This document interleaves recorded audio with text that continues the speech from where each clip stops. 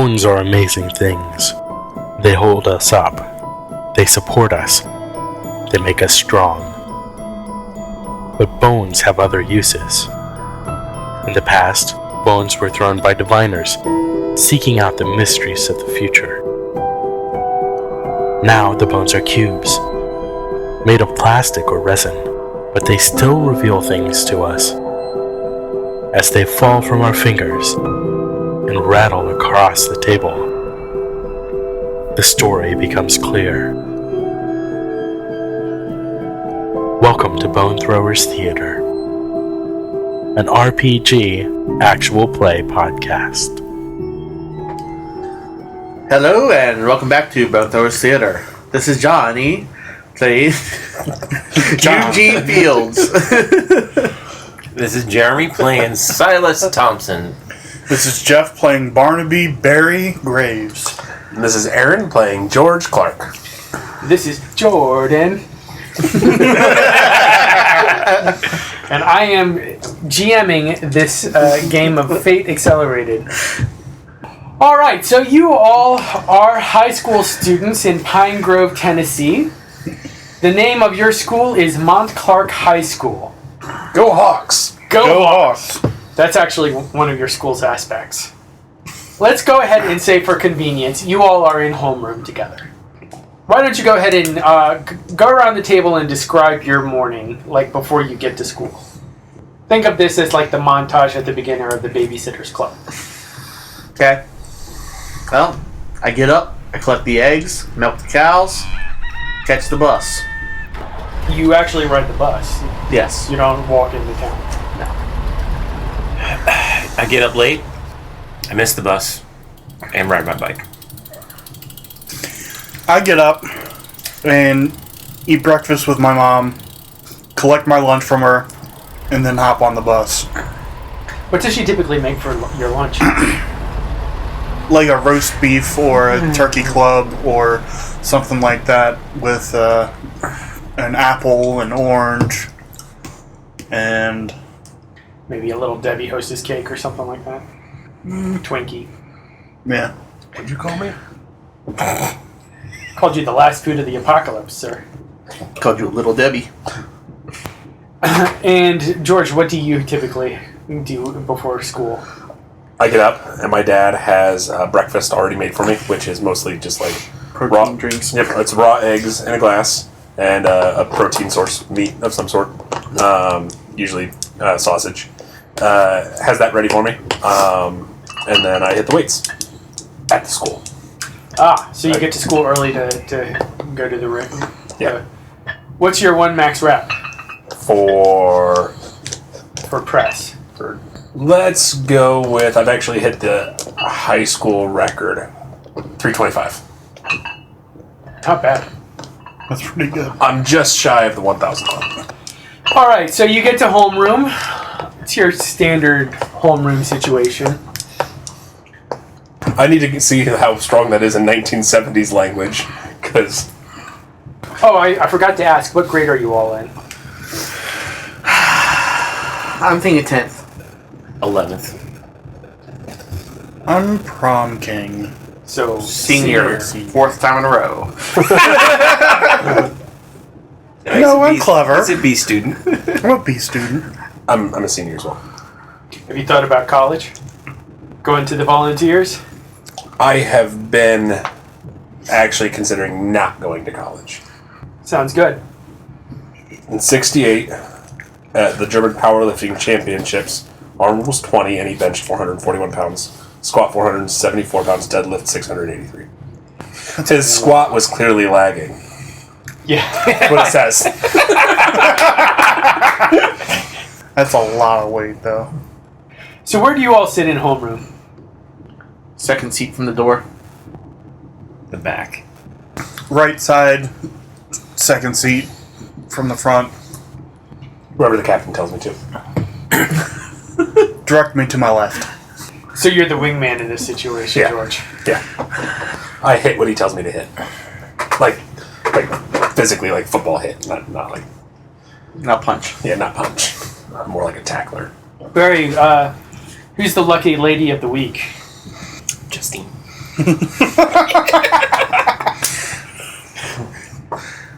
Marie. You know she's gonna die. It's okay. There's always next week's pick.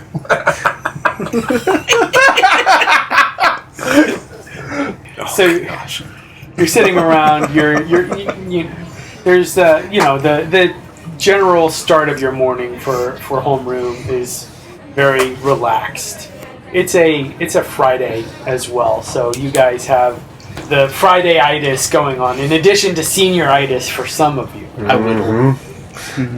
You actually have like a stick and a. I'm actually sitting there whittling in hammer. Yes. Yeah. Are you working on anything in particular, or are you just trying to whittling. make the toothpicks? I make sculpture, little duck calls. And Okay, cool. So, as you all are sitting there, the high school principal comes in. Principal Walker. Yep. And I'm imagining you're flicking rubber bands at the ceiling. Some people are throwing paper airplanes. We're doing paper footballs back and forth across desks. Yep. Touchdown. Silas he's leaning back in his chair and he's just tossing his pencil and it's getting Into it the ceiling stuck on there and just timing it and then catching it when it falls out and then just keep doing it over and over again. There's like 1,000 holes. Now, Silas, you notice that there are a couple of empty seats and kids have skipped class, which is not unusual, especially for a Friday. Some of the seniors always kind of show up on their own time or don't even come at all on Fridays, just as long as they meet that graduation minimum, right? But there's a couple seats empty that you hadn't noticed before, which is interesting because it seems to be a couple. They're a fairly new item, but they've been together for a little while. Principal sits down on the edge of the desk. All right, all of you, I need you to calm down. Simmer down. Bring it down. Hey! He said quiet down! Thank you, Mr. Clark. That's not necessary, but thank you. So, I have some very sad news for you. I'm sure for some of you this is going to come as really hard. I don't really know how else to say it, but 2 of your classmates have passed away. James Nelson and Faye Galloway were found last night. They were together. They were found in a car outside of the town. Police might have some questions for you. I can't say too much about the cause of death or anything like that, but you might be asked some questions about like your relationship with them and what you know about the situation. Marie gets up and runs out of the room crying. Silas pushes his chair back from his desk, puts his head like down, like between his knees, and just was staring at the floor. Did you know James or Faye? Not particularly, but the mention of found in a car. Yeah, very similar to how you're. So he's sort of bracing himself for more details, not knowing what role the car played in the tragedy. Was James on one of the teams? He wasn't. James was. He ran with a different crowd. Okay. But he had a really nice car. That's a bummer. Yeah. His dad was one of the engineers out on the military base. What's the principal's name? The principal's name is Kenneth Walker. Mr. Walker. Yes, George. Any word on the car? Like, is there anything wrong with it? Was there blood on it? Like, I'd hate to think that that Jimmy's dad was going to have to clean out that car as well. Or even trash that car.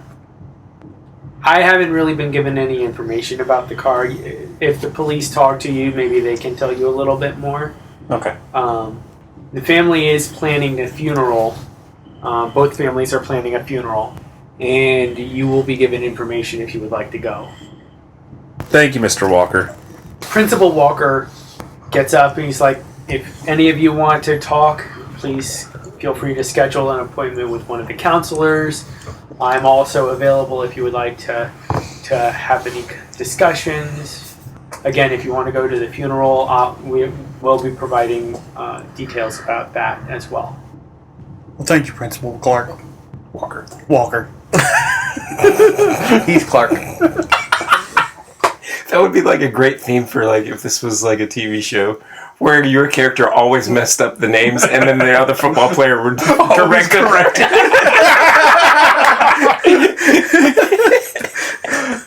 By the way, Mr. Walker, will you be joining my dad and I for golf on Sunday?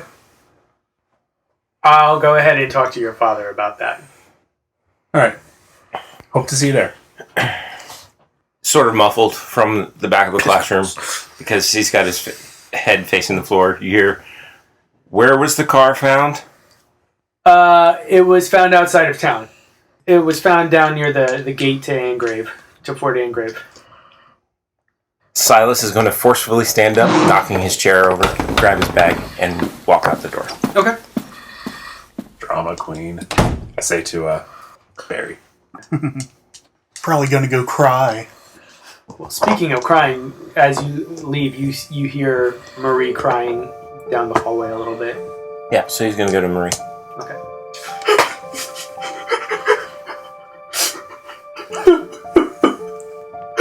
And it's just one of those things where he walks up, like, where she is, but he's not looking at her. Sort of just walks up, like, imagine she's on the side, and he just says, still staring off, he's like, it's gonna be okay. When she's gone, her and Jimmy, they just got together not too long ago. It's so sad. We were going to go down together. Was that you were supposed to be with them? Yeah, I was supposed to go out with them. Me and Roy were going to ride with them, but Roy wanted to go to the telephones instead. So we wound up by the bus station. We were doing our thing and they were going to do theirs, and I don't know what they were thinking. He just kind of reaches out to his side, puts a hand on her shoulder. It's like, it'll be okay. Thanks, Silas. I don't know if I can go back into class. Okay, well don't. Would you walk me home? Sure. Alright, and so you're walking Marie home. Leave the school. Do I know where she lives? Just general neighborhood. Yeah, you know she lives over about 3 blocks away from the high school. Okay. So it's not terribly far. Not terribly far. How big is the town? Yeah. It's a small town. It's only a few hundred people, like maybe about 850, 900 people. Oh, that was that many?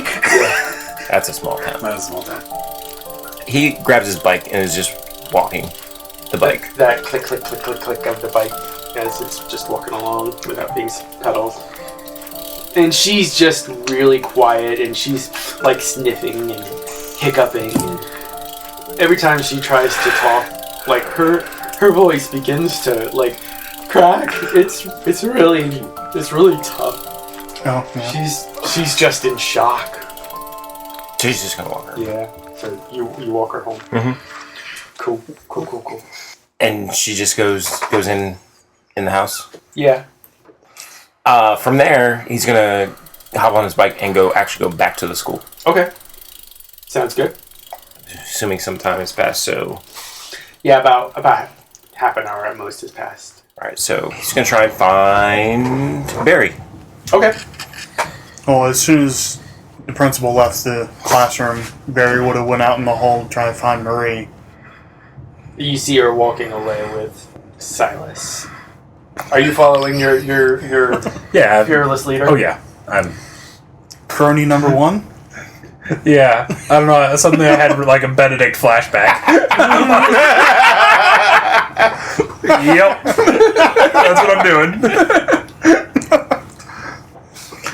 After leave, I will teach class dismissed. Pretty much, yeah.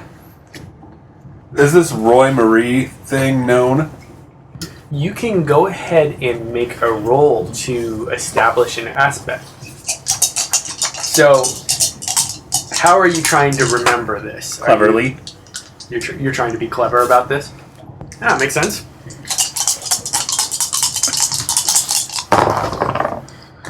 I think I had a +1. I'm also going to try and see if I know this. All right, cleverly, especially since you're the one who asks all the girls out. What's that? Well, I got a 0. Roy wasn't on the football team, so it really doesn't flow through your stream of thought on a regular basis about what those plebes would do. You're standing out in the hallway for a little bit.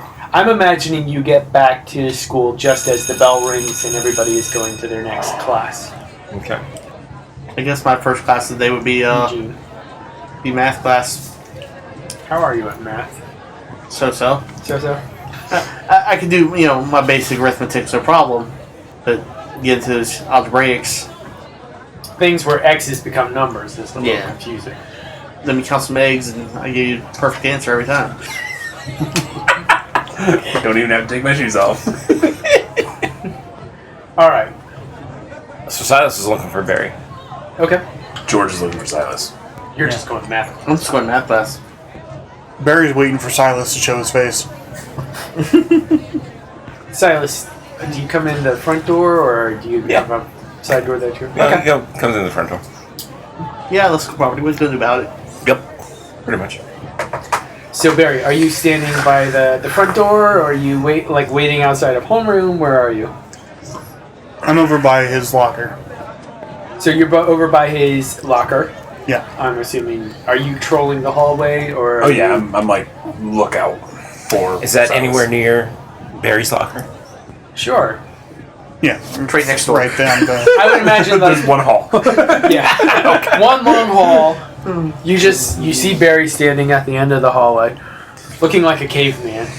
So Silas just strolling down the middle of the hallway, kind of sees Barry standing there, kind of gives him a nod. It's like, "Hey, Barry," and kind of motions him to walk towards him, so they kind of too would. Well, Barry was going to step out in front of you, so... He's coming to talk to you, so. I'm walking directly for you, so. Oh. Congratulations, you guys have complementary goals, and you meet. And I'm assuming, George, you lumber up behind Silas.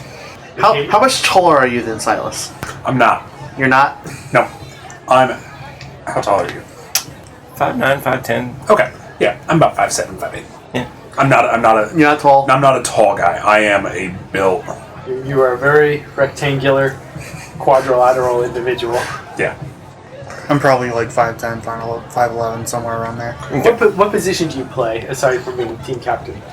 Quarterback. I was assuming. If he's your center... Yeah. Oh yeah, that seems why you two are. They're attached in the hip, literally. He had to go and swap my center. This is my throwing hand. So I saw you walking Marie home. What's that about? Yeah, she didn't want to stay at school. Anyway, this is about Marie. You got a thing for Marie, right? We're going out. Does Roy know about that? Which Roy? There's 3 of them. Silas probably wouldn't know which were Roy. And he turns and is like, come to think of it, that's a good question. She just mentioned going somewhere with Roy yesterday. I don't know which Roy that is. Anyway, my point, she's pretty distraught about Faye. Because, they were locked at the hip. So, what I figured is we could figure out what actually happened to them. And you could then in turn help console her, since you got a thing for her. I like that idea. I wasn't too happy about you walking out with her. I mean, she was alone in the hallway. I was walking by. Yeah, I was about to go console her, and you walked out of the school. You weren't there. She wanted to go home. I just walked her home. That's it. Nothing happened. Alright. I believe you. Put my Tommy gun down. It's like, when did we go back to the 20s? So, you want to ditch and just go out by the base? See if we can see the car? I look over at George. I want to go look at the car. I kind of want to get a look at the car, too. If it's still there. Or we just wait till after school. Which part of town do you live near? Eugene? Eugene. You got the base here. You got the creek. You got the mountain. And I'm on the other side of that mountain. Okay. So the base is on the way to your house. There. Not the way the bus goes, but the way I walk. Yeah, let's do it. Now? Or after school? I mean, I don't care about staying for the rest of the day. I know you guys, I don't know if you guys being out's gonna... No practice tonight. Yeah. So you all decide to ditch the school, All of us except for Eugene, except for Eugene. who's in math class. So you all head out of town. The schools are more or less towards the center of town. They're a couple blocks off of the main street down the middle of town. But it's, again, not too terribly large. You're off the main drag, you're through a few residential neighborhoods, and you're out of town pretty quick. And so you keep on walking down the Silas is on his bike. main street. Okay. But you're going to have to... Slow. Yeah. Yeah. Despite all the muscles, certain people don't walk fast. I can move quickly for a very, very short, brief period of time. You are what they refer to as a burst predator. Yes. Very dangerous over short distances.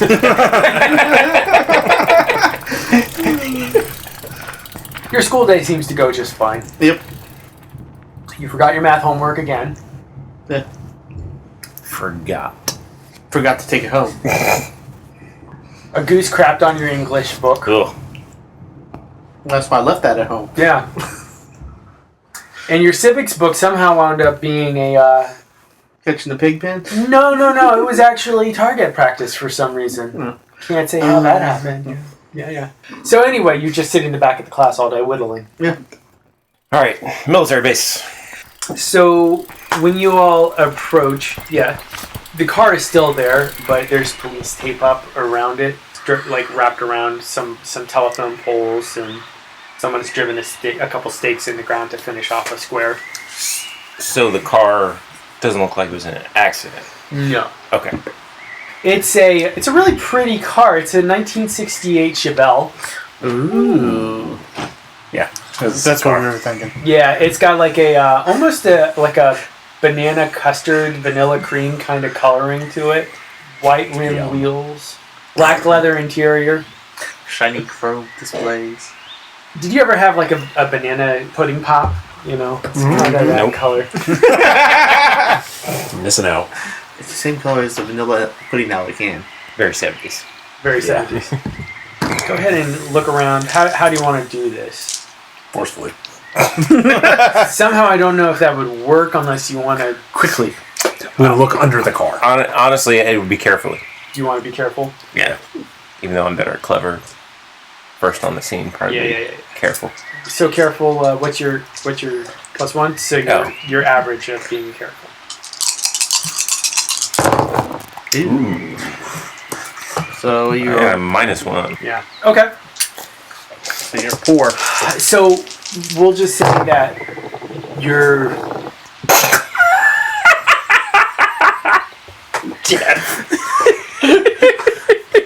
Were you mediocre at He's already zero at Yeah, careful. I was mediocre at careful, and I just rolled a -3. So he's horrible. It's beyond terrible. Be careful. I'm not even sure if I should bother even trying to help. Y'all should just wait for me to get there. Try it. I'll just quickly look Mostly, at I'm it. checking to see if there's anything wrong with the I car. can just quickly look at it and see what's wrong. No, all right. I was a Mediocre. +0, and I got a +1. Average. car seems fine. Good. Are the keys in there? No. Apparently the cops took the keys. Just so the car wouldn't disappear. You're seeing little, like, bits of wire, though, on the ground. All right. So I been down to pick them up. Are Okay. they coming? Like, are they like attached to the car or anything? No. Okay. Small strands of wires. Like power wires. More like telephone wires. Telephone wire. So Yeah. it's like an insulation. Small insulated copper ends. So what do you guys think these came from? I don't know. I look up at the telephone wire. It looks like a phone cord, like you plug into the wall. Like that kind of phone wire, like that. Or are you talking like the big ones that are? Smaller than both of those. Oh, okay. Individual wires inside the phone wire. Yeah. Don't look like they're from the car. Unless you hot wired it. No, I mean the car looks fine. Doesn't look like it's hot wired. All right. Silas tries to open the door. Okay, it's unlocked. Looks at the dash. Everything looks normal. Like, it doesn't look like the dash has been forced open. Yeah. There's no blood and No. okay. It doesn't look like they died here. Well, if they did, they're doing some drugs. An overdose. Unless they stopped and got out of the car. Yeah, why would you just stop here to do drugs?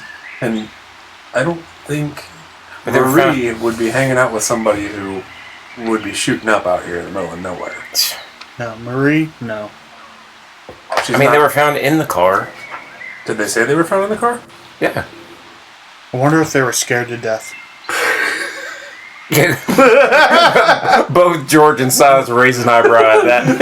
It was like, what? That doesn't really happen. Happens in stories all the time. Yeah, in stories. It's not real life. Does your mommy still tell you bedtime stories? Hey, be careful how you talk to him. Don't talk about my mom. Well, I know his mom. We all know his mom. Doesn't. Don't talk about my mom. I didn't mean it like that. She makes a mean trifle. You know, of course we know your mom. But it doesn't look like they were killed here. Or died here. So you're saying someone put them back into the car, dead? Silas is going to look around at the ground even further. Yeah, I don't know, maybe. I'm gonna check the other side of the car. Like, but into the wood, like, because I'm assuming it's a road through the woods. I'm looking, like, into the woods to the side of the there's car. like some like a ditch and then some pine trees, a pretty thick pine grove. Okay. So you're going He's to going to do it cleverly. Because we're solving problems. Yeah. Counting for complex variables.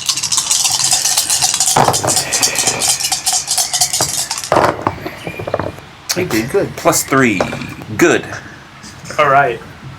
So as you walk into the woods, you see wrapped around a branch the curled wires of a telephone cord for that you would pick up for the receiver.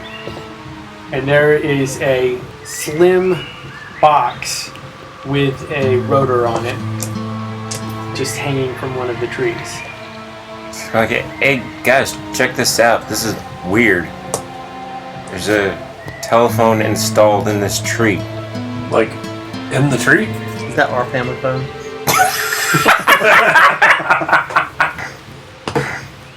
Maybe somebody brought him out here and hung him and then put him back in the car. Oh, that's really weird. Do you think it works? It's not going anywhere. I don't mean up there. I mean, if we took it home, do you think we could... It's like, I mean, it's not a complete telephone. It's only part of it. Oh. Yeah. Didn't notice that at first. Maybe if you find the other part, there'll be something to lead us to some other clue. Was there any sign of like people coming through here? Go ahead and make another clever roll.